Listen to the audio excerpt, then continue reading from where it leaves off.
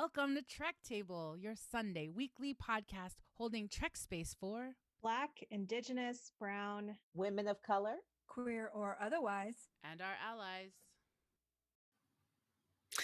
Hey, what's up? I'm your host, Dayla, and today I am holding Trek space for folks like Book, who had the best of intentions and all the reasons and still made a big mistake. Holding space for all that accountability. I am your co-host, Claudia, and today I'm holding Trek space for trusting in a friend who can check yourself before you wreck yourself.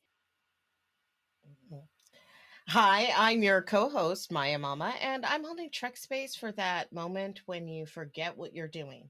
It happens to everyone, or it's time travel. and hi. Hi, I'm your co host, Marie Reine, and I'm holding Trek Space for making the first move. Hi, I'm your guest, Malika, and I'm holding Trek space for all the colored girls who entered the academy and then were told they weren't enough. Welcome to the Trek Table. We start with acknowledging that our teams for Trek Table are on the unceded lands of the Tongva, Chumash, Quiche, Ohlone, Puyallup, Pawtucket, and Massachusetts people. We are grateful to the Indigenous stewards of these lands, the ancestors who have come before, those who are here now, and those who have yet to come. I invite our listeners and viewers to be in this acknowledgement of the lands that you are on now. Okay, let's take a deep breath in and out. We want to say thank you all for joining us today on the Trek Table as we hold Trek space for women of color. Here in our digital audience space on the Trek Table YouTube channel. Some of us are live in the chat with you. This is a previously recorded episode. We're so happy to be here with you. And we want to say thanks always to our friends listening on the podcast. Hey, everybody. Our opening track for this episode is titled Chicana Skies by the band Quetzal off of their album Quetzal. You'll be hearing several tracks by Quetzal throughout this episode of Trek Table. Follow them at Quetzal Music on Instagram and see our show notes or the chat for a link to their merchandise and more. Yes, and we want to welcome everybody to episode 42 of the Trek Table. We're so excited to have you all be here. Thanks for showing up for this conversation with women of color. We've assembled today to talk about season 4, episode 9 of Star Trek Discovery. One of the final 3 episodes of this season 4. We're super excited to talk about it. We also are happy to welcome back to the table Marie Reine-Velez. Welcome back, Marie. We've been missing you. So happy you were able to be here. And we as a full Trek Table are super excited to welcome our very first woman of color scientist to the Trek Table. Welcome to Dr. Malika Jeffries-EL. We're so happy you are here. We're going to meet you a little bit more, greet you a little bit more. But I just want to say welcome to everybody in the viewing, in the chat, in the podcast, at the table. We're so glad that you are joining us today at the Trek Table. We have a great episode. We're going to dig deep into this episode, Rubicon's season 4, episode 9 of Star Trek Discovery, written by Alan McElroy and directed by Andy Armaganian. I believe that's how you say that. This episode, we're going to jump into complicated relationships. So much things are happening in this episode. I'm going to give a spoiler alert. If you have not watched all the way to season 4, episode 9, we're going to spoil everything. We're going to talk about it all. So we're going to hold space for you and say, come back after you watched it if you don't want the spoilers, or if you want to hear what we're thinking and then go watch, we support that as well. So spoiler zone in full effect. Just want to say that. And today we're going to talk about the complicated relationships in this episode, the choices that characters are being asked to make.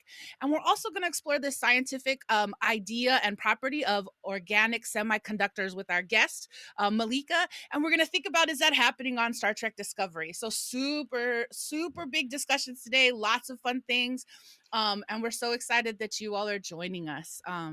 So thank you so much, and we're getting ready to talk about these things. Now, if you're new to the channel, don't forget to like and subscribe. And if you're a listener and a fan and appreciate that Trek Table brings you different perspectives and points of view, we invite you to continue to support this space by visiting the Trek Table Patreon. We are so glad that you are joining this Black, Indigenous, Women of Color conversation. Hello and welcome. So that we can build with each other, how did you enter this conversation? Like, as a Star Trek fan, are you Star Trek curious? Are you a newbie? Are you an OG Trekkie? Star Trek family? Star Trek fam? Trek zaddy? Trek baby? Let us know in the chat.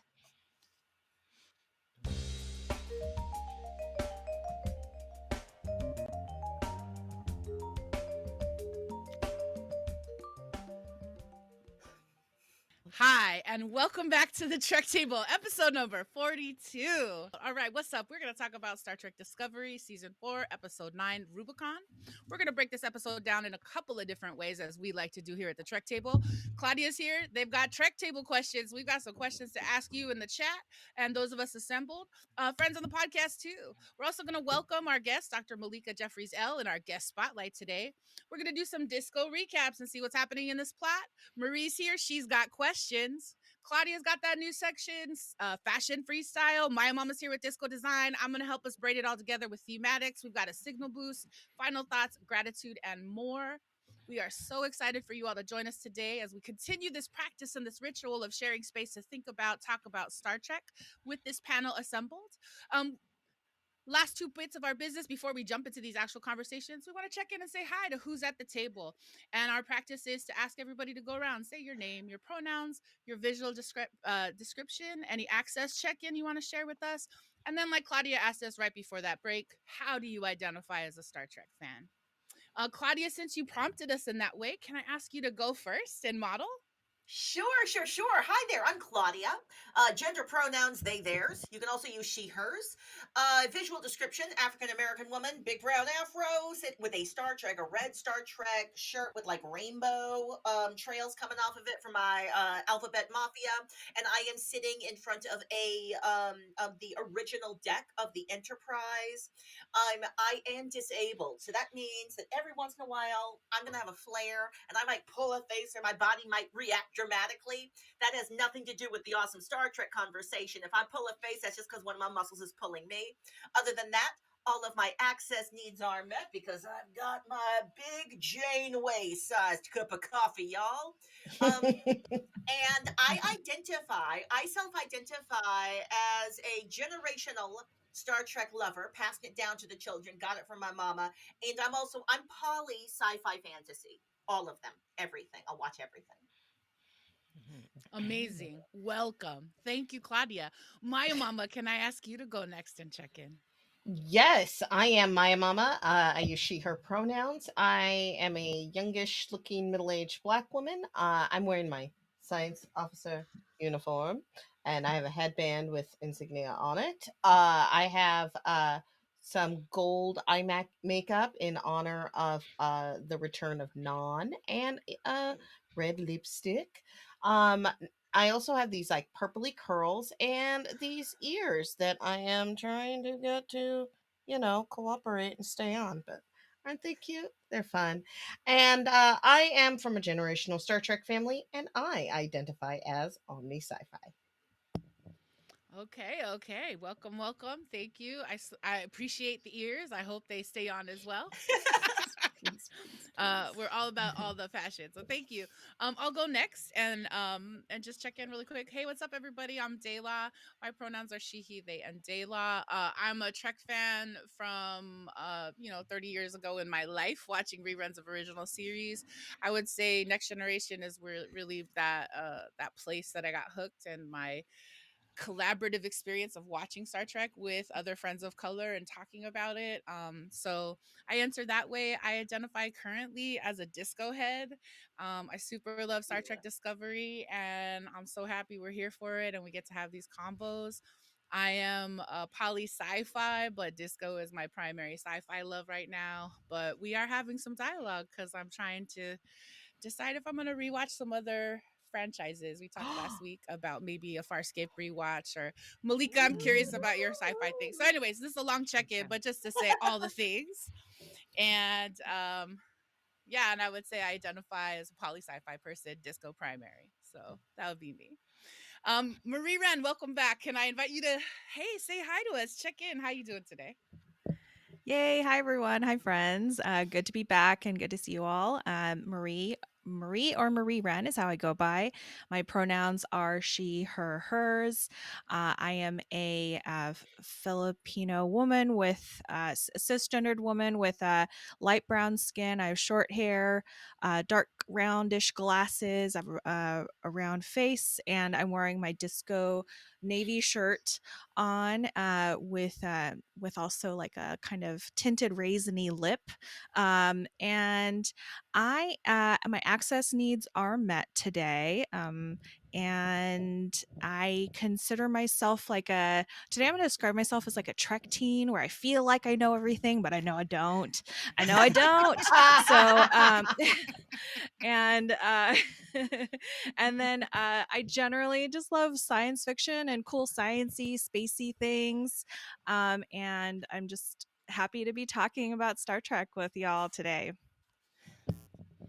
Yes, yes. Marie Ren, we're so glad you're back. Marie Ren, we're so glad you're here. And so excited to talk Star Trek today. And I'm excited for us to talk Star Trek today with our special guest, Dr. Malika Jeffries-EL. Welcome, Malika. So excited to have you here. Just to introduce you to our audience, Dr. Malika Jeffries-EL is the Associate Dean of the Graduate School of Arts and Sciences and Professor of Chemistry and Materials at Boston University. Yes, yes. So Ooh. excited. Her research focuses on the design and synthesis of new organic semiconductors. And just as you might know, to refresh us, organic semiconductors are organic materials capable of transmitting or conducting electric charges. So, Malika, you bring a unique insight to us as a table because you're in the science of the science thing. So, we're super excited about that. And we're super excited that through your personal connection to Luz Minda, one of our other executive producers, that we were able to connect with you and welcome you today. So we just want to say hi, welcome, thanks for being here. Can we invite you to participate in this practice and have you check in, tell folks about yourself, pronouns, visual description, access check-in, and then that fun question: how do you identify as a Star Trek fan? Absolutely. It's a pleasure to be here with you all. In terms of visual description, I will follow the lead. I am also a youngish looking African American woman, caramel skin. I have gone with a very modest makeup look, very minimalist look, except for a very dark lip.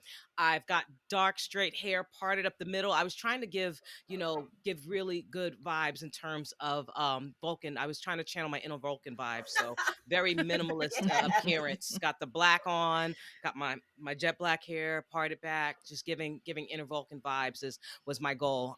She her pronouns is what I utilize, and I think I covered most. Mhm. And then how do I identify as a Trekkie?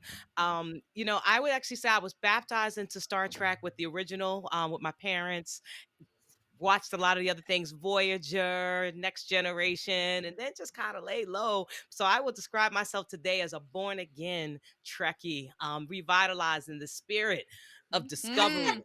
It's just Yeah. been brought back to life in Discovery, and so but I am a sci-fi fan.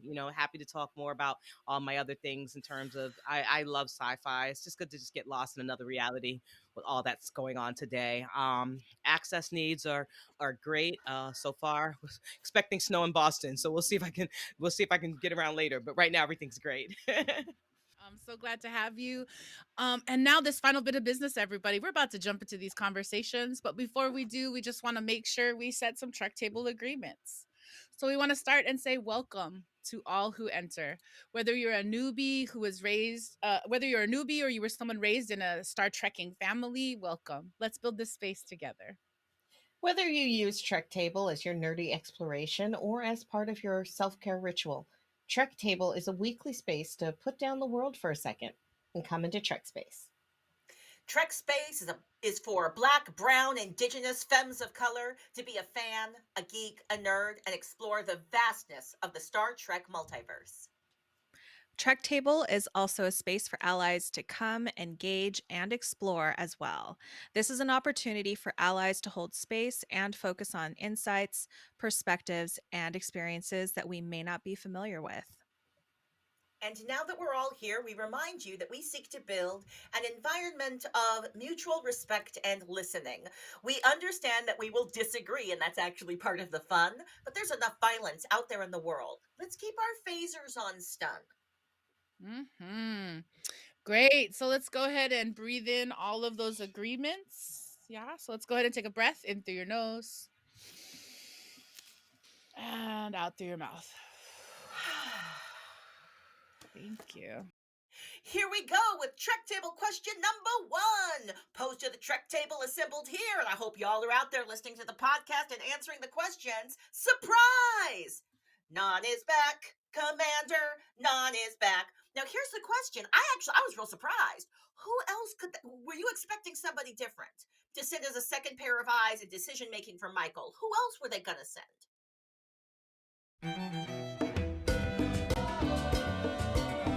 Mira que regresa el maldito. Viene con las manos llenitas de piedra que no quiere arrojar. Welcome back, welcome back. Here we are with Trek Table question number 1. Surprise! Non is back, Commander. Non is back. We were all surprised. Who else could they have sent besides Non to be a second pair of eyes and decision making for Michael? Let me start with you, Maya Mama, because like they were like somebody's coming, and then they were like opening up the door. Who were you expecting to come through? I was actually expecting Non, but if it had been somebody else, I think Tilly would have been a good choice. It's obvious that even when she doesn't want to, she makes the hard choices, the tough choices, and that she views duty and care for the whole above care for the individual. That makes a lot of sense. Marie Ren, what about you? Who did you think might be sent other than Commander Non? Um, it's funny. I also thought I also was like, it's non coming back. But for the sake of interesting people to bring back, I was like, who would be cool? And I think I would like to see Sahil come back from season 3. I'm so sorry. Sahil. Who was Sahil? Sahil was the person who was not an officer who was like taking space up on that space station that where Oh, they were able to yeah. With the find flag. Mhm. with the flag, the first person that Book and Burnham All right, connected with, Marie who is Ren, sort of from the Federation world. for the Yeah. win. That is such a good suggestion. I would have loved if he came back. That would have been amazing. All right, Yeah. Malika. I know that you're not super familiar with Discovery, like every single character, but like who else could they have sent besides Commander Non? Well, I tell you, I'm just gonna go old school, and if I had to make a very difficult decision without emotion, I would actually want 7 of 9 by my side. Oh. Oh, Mhm. y'all, Mhm. that reminds me. Mhm. Why didn't they Mhm. just empower Zora? Zora's a computer. Zora might be able to make those hard decisions. I don't know. She's still figuring out her emotions. You know, she's a ship. Mhm. She's figuring this stuff out. Dayla, what do you think? Who could they have sent besides Commander Non? I agree with all the Tilly votes. I would say in the same way we got to see President Rillick on the Discovery, it made me wonder would Vance ever show up and hang out and try to like be there as the backup. Like I know it's super complicated. The other person I want to mention, another character from season 3 in the beginning when we first arrived to the Federate to Starfleet, is I believe she's Lieutenant Commander Willa, woman of color, also a security uniform, kind of like what except it was the dress gray. So for folks Oh who might yeah, remember that woman of color with the ponytail, she went with Burnham yeah. and them on the very first she went with them as their chaperone on a mission that I can't think of right now. But I'm thinking I miss her. I was like, where is she in Starfleet Command? She was Vance's right hand, and we haven't seen her all Yes. season. And So I miss her. low key, I thought they were setting her up to possibly be like a replacement since Non was like, I'm gonna go check with my family. I thought like maybe they were Mm-hmm. replacing her. I'm Y'all, I thought they'd sent Kovich. What's his name? The Kovich. doctor? Mm-hmm. Kovich? he's cold-blooded. Like, he was like like with Culber, he was just like, "Yeah, no, get your stuff together, get some therapy. You gotta figure this out." So I feel like he would have been good in this situation too. That said, it was awesome to have Commander Nan back. Audience members, I hope you responded in the chat to let us know who you thought would be there besides Nan, and that brings us to the close of Trek Table question number 1. Trick Table is brought to you in part by Outside In Theater. Outside In is an evolving force in equitable and transformative storytelling. For more information about Outside In Theater, check out their website at outsideintheater.org.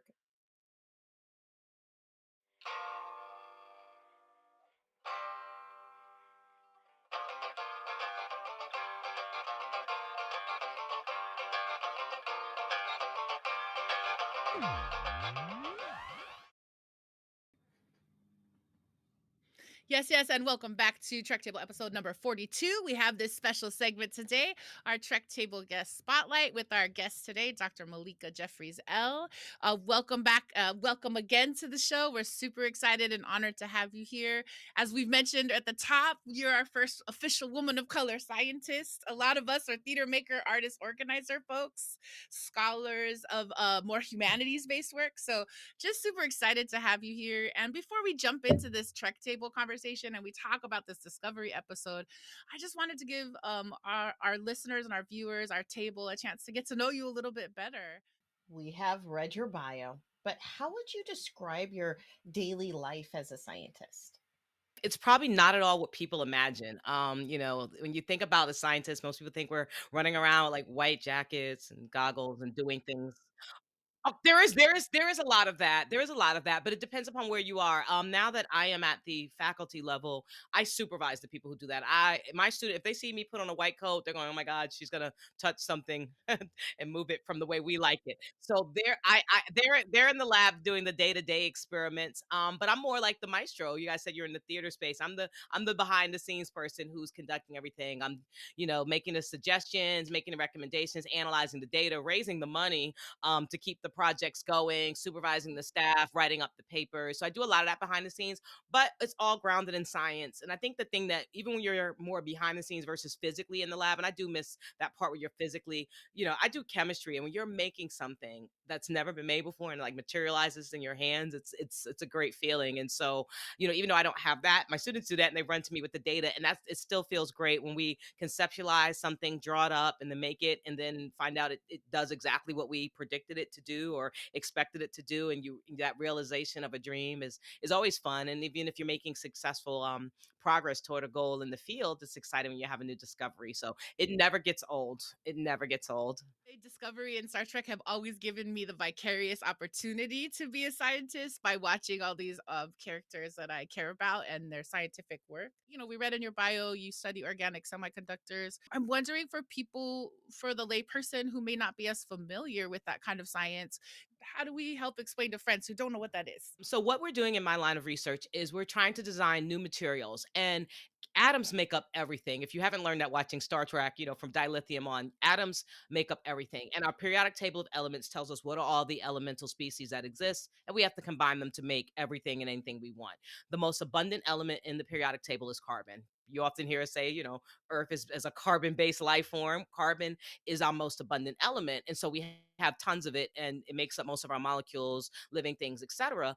But on the other hand, we have non-living or inorganic elements, and a lot of those are what we would term semi-conducting elements. It's by virtue that they have certain special properties, just like some of the elements that they fixate on Star Trek. And those elements are limited. And so I think about like the DMA mining the whole galaxy to try to get like something that's very rare. Some of these elements that we need that are powering our technologies, our cell phones in particular, displays, laptops, are not that abundant. And when it was just a few people had a phone, it was no problem. But as we look at millions upon millions and billions of people wanting these technologies, scientists are going, we're probably going to run out. So what do we do next? So either figure out new technologies based on new materials, or recycling as both sides of the coin. And so my lab is fixating on trying to make new materials to use in our technologies to replace those that are rare in supply, so that we don't have to run out or if the price goes really high. So that's kind of a goal of anybody who's working in the area of organic semiconductors. How can we make carbon-based materials to fill that gap? And I will, Wow. yes, it just resonates Wow. in That's all the awesome. resources we've been talking about in this episode of, or in this season of Discovery. Yes. Yeah, Claudia, do you have a question? Sure. Yeah, I've got a million questions. I did think of you in a white coat with like beakers. I have a very romantic and non-reality based vision of what scientists are, and you have Hmm. confirmed that. So you're saving the world. You're figuring out how to save us from all the problems. I'm very excited. I've actually been very concerned about our limited resources. So just thank you for doing the work you're doing. I heard today that you got a very big promotion. Amazing. Now, we've been tracking Michael Burnham's journey this entire time. And when Michael Burnham got the promotion to be captain, we were like, yeah, Michael, yeah, Michael. So are you captain now? Are you captain of the university? I'm not captain of the university, but I would say that it's definitely a level of. I would say I was probably the number two, and now I'm now the number one. I was an associate professor, and now I am a professor. So in the university stratosphere, some may argue if it's the dean, that's the number one, and I'm now the number two, and so on. But whatever, I feel pretty good, and I'm excited about my new title change, as I should be. Congratulations. I can't wait for you to just be in front of your classrooms being like, let's fly. That's so awesome. Full professorship, which is amazing, and all the kudos because you are awesome and have gotten that. Okay, I know that you're also a newbie to Discovery, and I am one too. As like I actually jumped into Discovery watching season 3. Like I didn't even start with season 1, and Mhm. I've heard that so that you've also had a bit of a scattered introduction, and I'm wondering how you're finding Discovery. I am loving Discovery, actually. I mean, what's not to love about Discovery? If you like Star Trek, and it's true to the formula of Star Trek. It's got all the basic elements you would expect for Star Trek. And then miraculously, we find out that the future is female, that they have replaced all the usual suspects with just such positive female energy and just, in the lead roles and the supporting cast. And I'm just excited to soak it all in. I'm loving it. That's awesome. Malika, we're super excited to have you here with us. Thanks for giving us a chance to kind of ask you some questions. As we keep moving through the show, we will be asking questions to our friends in the chat. If you have questions for Malika, we want to invite you to drop those questions for us. And we'll make sure to share them with Malika and see if we can get some of those answers. Knowing all these things, we're super excited to have you here at the table, Malika. So let's jump into this episode with you, shall we? Yes.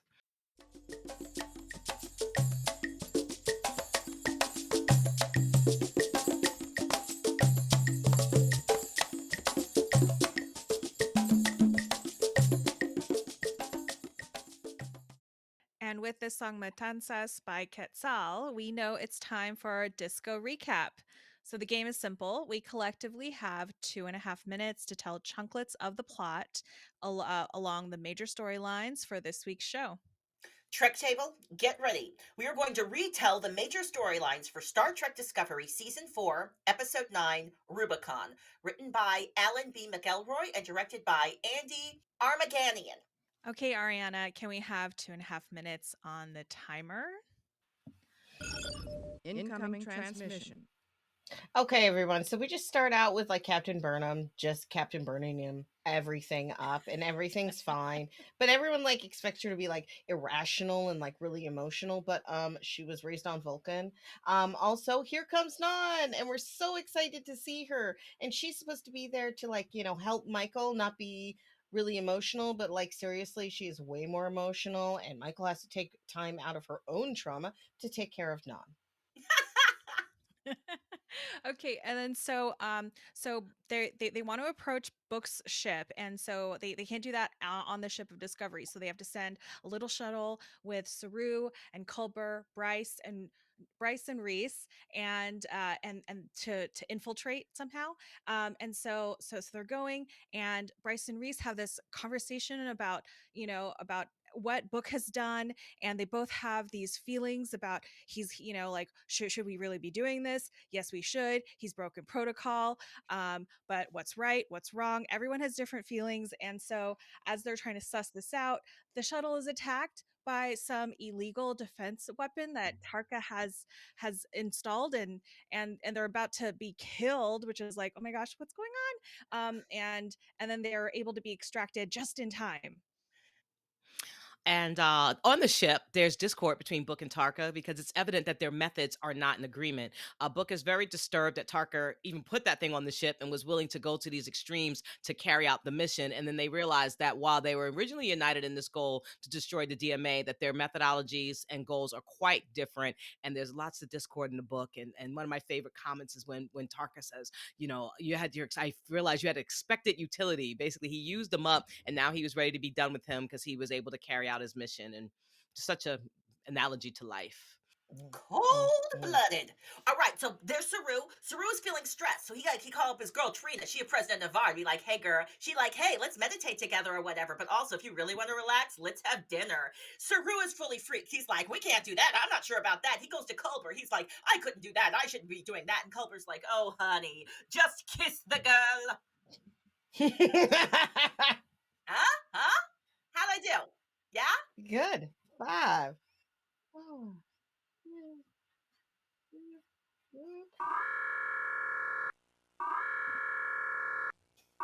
I'm just so proud of us. I'm so proud. We're so good Yeah. at this. Well, and if you're looking for an act by act breakdown, we recommend Kennedy Allen's recap at Women at Warp. Links are on the screen and in your Trek Table show notes. Marie has questions. What does this mean? Marie has questions. What's happening? She did what? She's from where? She killed who? Yay! I miss that song. I haven't heard it in such a long time. Yes, And that's so what I love welcome.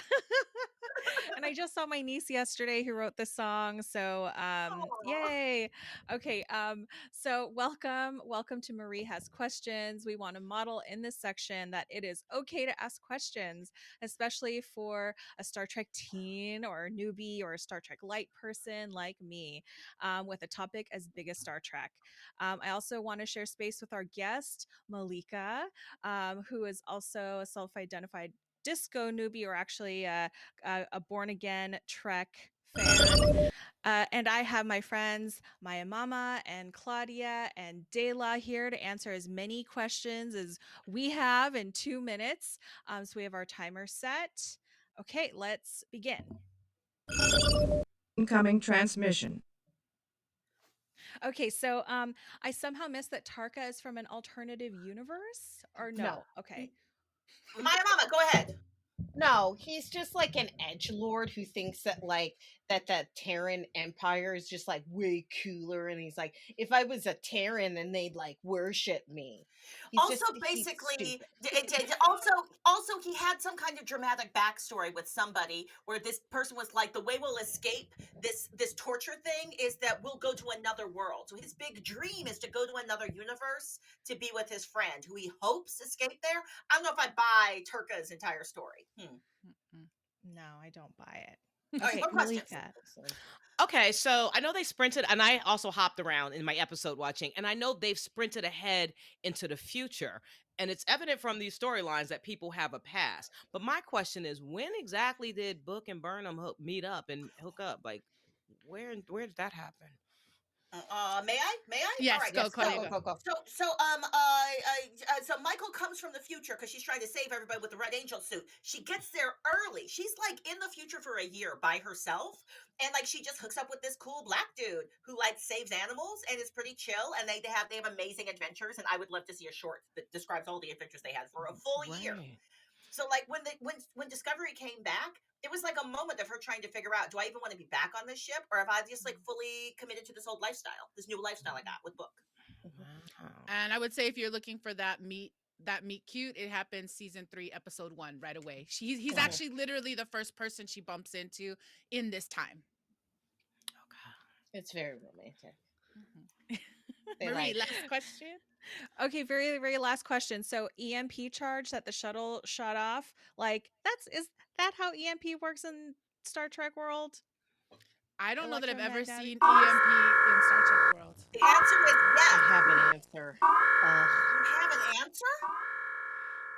Okay, let's take a 10-second answer. Maya Mama, can you give us that answer in 10 seconds or less? Yes, they've absolutely used electromagnetic pulses to shut down equipment when they have like equipment that is malfunctioning and trying to take over things. It is real. I don't know if it's real, but I know it's Star Trek real. Space magic. And not just in the Matrix franchise that the EMP stops all the things. Yeah, That's where I was like, oh. That's what that made me think of, and that's why I brought it up. Okay, so thank you all so much, and that was Marie Has Questions. Yes, and if you are a newbie looking to catch up on all of the Star Trek Discovery insights from our Trek table, then we invite you to check out the Trek table episode deep dives, our podcast. You can find it on Apple Podcasts, Libsyn, Google, wherever you get your podcasts. And we invite you to do that deep dive with us, catch up on season 4, hear some of our insights, and go there with us. This brings us to our second Trek table question. So at the end of this episode, Tarka has fully betrayed everyone. Book was about to say, okay, let's take a week to reassess. But instead, Tarka was like, we're going to do my plan because I've got the ego the size of the DMA and we're going to do this. And it doesn't work. So now what?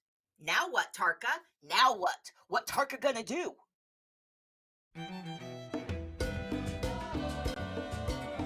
Mira que regresa el maldito. Viene con las manos llenitas de piedra que no quiere arrojar.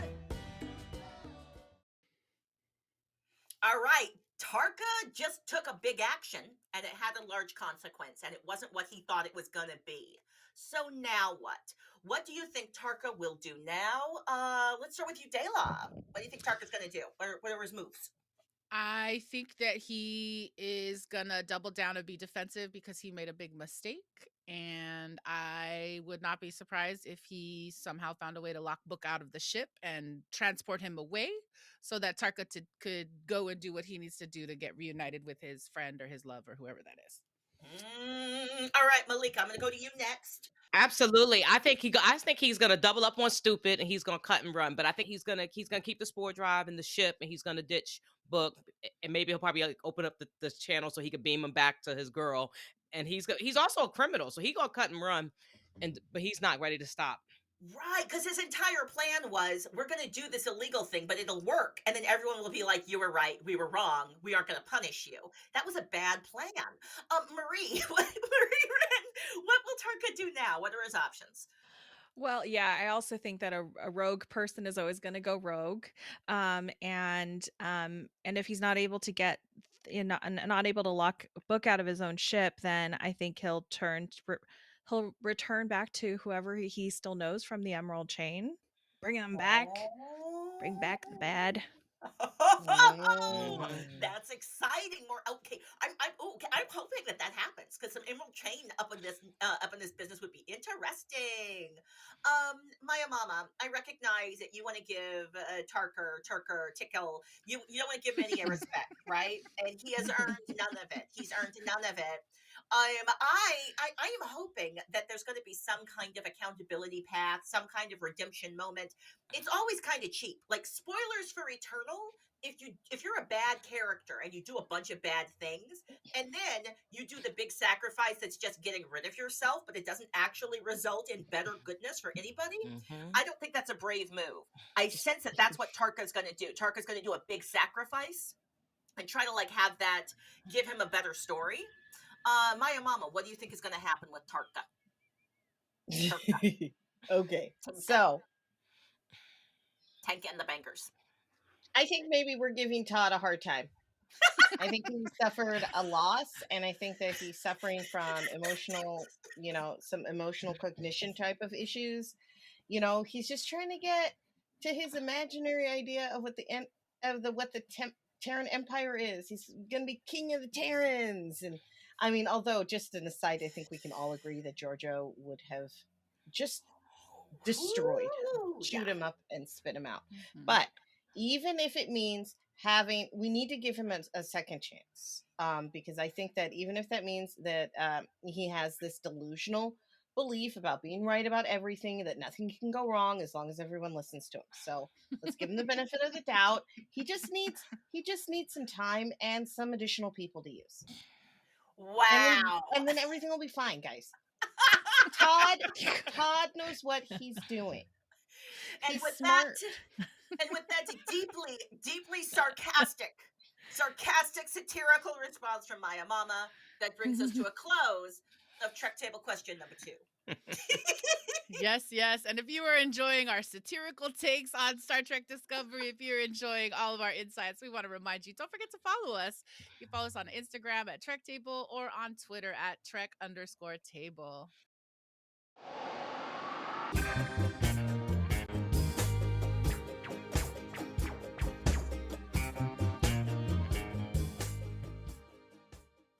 Welcome to Discovery Design. We've seen some beautiful and amazing design elements in this episode of Discovery. So let's dish.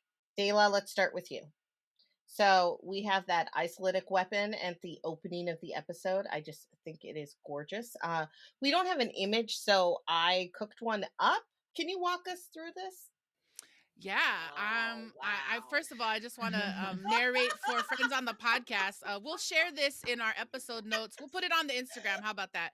We're gonna put Maya Mama's Yes. original drawing of the isolinium reactor. It looks like, yeah, was he pouring? It was almost like he was pouring bath salts or like the lychee bubbles that pop in your mouth when you get boba. What are those? Like Yeah. that's what it makes me think of. And I think in a conversation we had Claudia, it does definitely remind me of like Mission Impossible, like be careful, don't pour the thing. So the tech of this isolinium weapon I thought was really interesting. And I am concerned that they have broken the time jumping, space warping accords. There were temporal wars when Burnham first arrives into this future. Discovery as a ship was said it was illegal because it had jumped and it had used temporal technology, and isolytic weapons were banned. And now Tarka has not only done all this other stuff he just did, but using this isolytic weapon that Maya Mama has beautifully illustrated for us, Tarka has now also broke that temporal accord. Oh wow. So So yeah, there could be some really far-reaching scientific consequences. Awesome. Thank you. Now, mhm. Claudia, let's move on to you. I'm actually gonna take a step back and repeat the one that you just did.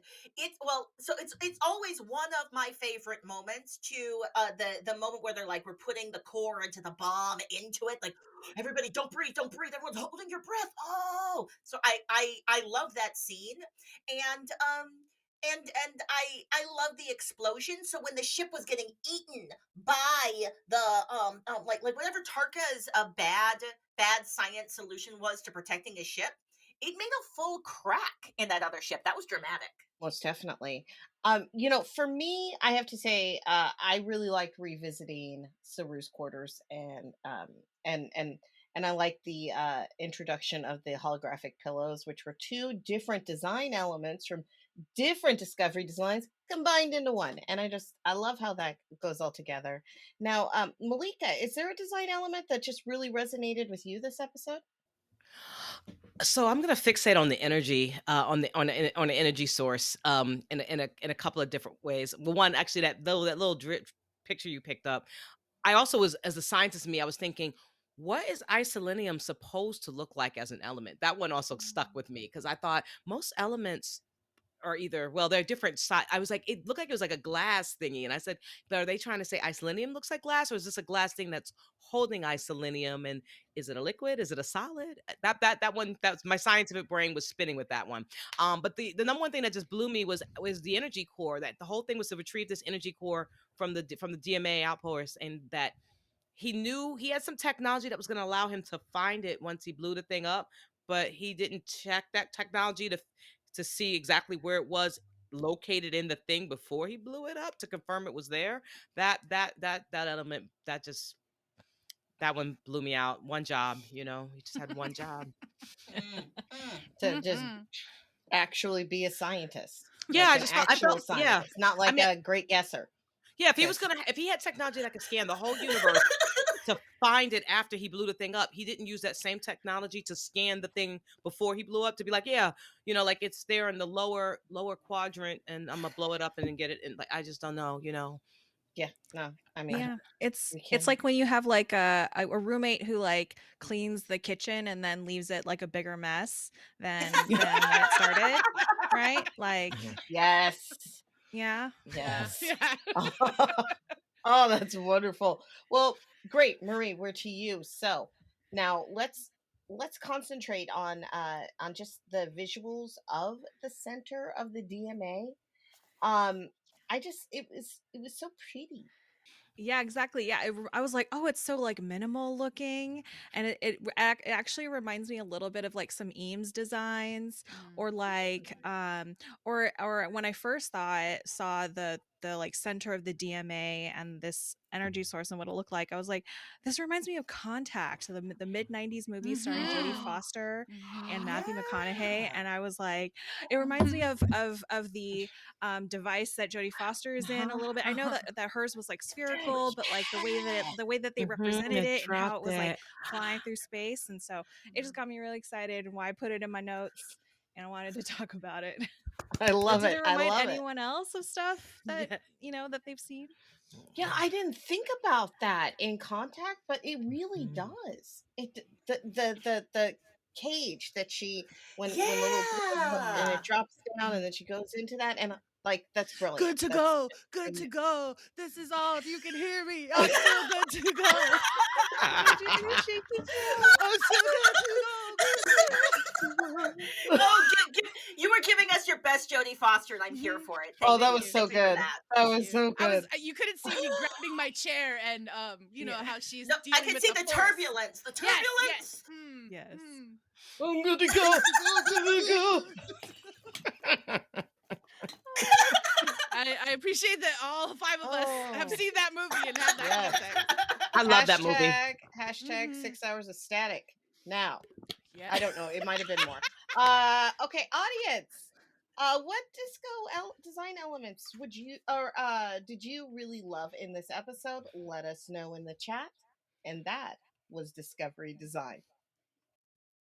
Yes, and we are super excited to jump into one of the newest ways to hold Trek space. Let's go into fashion freestyle. Fashion.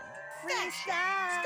Fashion. Freestyle. Describing mini outfits. Fashion. Freestyle. Fashion. Freestyle. Describing mini On outfits. Trek Table. Pretty good. Actually. Thank you for enjoying gets and better. dancing. Thank you for enjoying and dancing to the freestyle fashion music. In today's fashion freestyle on Trek Table, you will need to describe an outfit. Who knows what outfit we're going to put in front of you? Dayla, we are going to start with you. First image, describe this fashion. All right, so here we go. Here we have Book and Tarka on the bridge of Book ship. Book has got that really cool polka dot leather. I'm a Kwajanian empath trying to do goodness, and I still have my my sacred locket that contains not only the blood of my family but also the root of my planet. And then here's Tarka on the side, like going a little bit extra, adding a jacket on top of his look. It looks like he has some kind of t-shirt on, but I just want to say Book's leather look here almost looks like he's got a vest on, so it's making me want to be the empath with a faux leather polka dot black vesty kind of look and my ancestral necklace. Fabulous. Now we're coming to our next image. Go ahead and put that on screen. I will take the description on. Ooh, okay. Here we are with Commander Nan sitting next to a gorgeous looking Michael Burnham, all captainy in her seat with that jacket and those pants. Now here we have Commander Nan. She's in a sleek black number, full body number. It's missing the scant. I'm looking and I don't see the scant anymore. Was it a skirt? Was it a scant? It was like a pants skirt.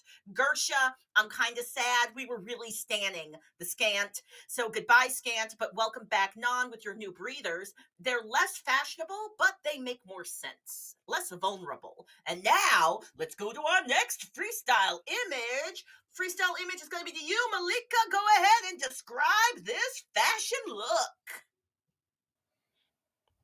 Okay, well, this seems to be a fresh take on the usual Starfleet uniform. It's not red, it's not blue, it's teal. Is it a seasonal thing? Is it a year-round thing? I don't know, but still stylish and yet functional. Here we have an Oculus sporting this new look, and apparently, I'm gonna guess critical design element is probably a zipper in the back, because this is not a pullover, people. No way you're getting this over your head. Yo, beam it onto the body. Just beam it right on. Hey, Marie, we're going to give you the next image. It is to you. Describe that fashion. Freestyle. Oh my gosh, so much fashion. We have 3 covers of Out Magazine with Mary Weissman, Blue Del Barrio, and Ian Alexander, and Anthony Rapp. Mary Weissman looking with a rose-colored glasses and natural hair that is up in a big poof. It's beautiful. It's gorgeous. Looking super fierce, and I think like nothing else on other than jewelry. And then for Ian and Blue, we have pleather jackets that are looking very sleek, very Matrix a resurrection with sharp hairlines, dark eye makeup, just like staring down the customer looking at this cover of a magazine. And then we have robotic Anthony Rapp looking like straight out of the 80s with a silver jacket, a long trench jacket, and glasses in a very futuristic robotic pose. Yes, that back arch Anthony Rapp. You're gonna pull a muscle. Hey, Maya Mama, the next fashion look is to you. Freestyle. Describe that fashion. Describe these looks. Go. Ooh, we have Emily. Is this Coots? Is that how you would pronounce her name? Emily Coots. Wilson Cruz. Tig Notaro. Look at Tig just chilling in that awesome. It's that blazer has a bunch of, it has writing on it and art. It's sort of drawn on it. We can't exactly see it on that, but I have seen a zoomed up look of that. We have Wilson Cruz in what I assume is his everyday look. It would have been nice for him to dress up, but you know what? He's still looking good, and I love it. Emily Coots, who is vibing some Olympic gold looks for me, but also just truly lovely and ethereal. I am a big fan of these, and if I might give some advice to Wilson Cruz, that would be don't ever wear a shirt unless someone's paying you to. And that was the description of our many outfits this week. Well done with your fashion freestyles. Next week, join us when we welcome Lulu Matute and Anupama Jan as we discuss Star Trek Discovery Episode 10, the penultimate season. Don't miss it.